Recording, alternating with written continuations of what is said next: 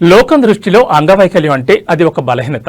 కానీ కొందరు వ్యక్తులు ఆ నిర్వచనాన్ని మార్చేస్తున్నారు. అంగవైకల్యం అనేది కేవలం శరీరానికే తప్ప ఆత్మవిశ్వాసానికి కాదని నిరూపిస్తున్నారు.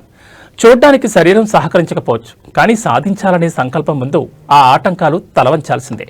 అడ్డంకులను చూసి వెనకడుగు వేయకుండా తన ఆత్మవిశ్వాసమే ఆయుధంగా ముందుకు సాగుతూ నేడు ఎందరికో ఆదర్శంగా నిలిచారు మన బ్రదర్.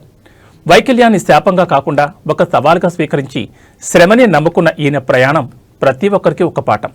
కాళ్ళు లేవనో చేతులు రావనో కుంగిపోయే సమాజానికి గుండె ధైర్యం ఉంటే ఆకాశమే హద్దని చాటి చెప్తున్నారు. నిజమైన వైకల్యం శరీరానికి ఉండదు, అది మన ఆలోచనల్లోనే ఉంటుంది. ఆ ఆలోచనలను అధిగమించి విజేతగా నిలిచిన మీకు మా ఛానల్ తరఫున హృదయపూర్వక అభినందనలు. సలాం బ్రదర్.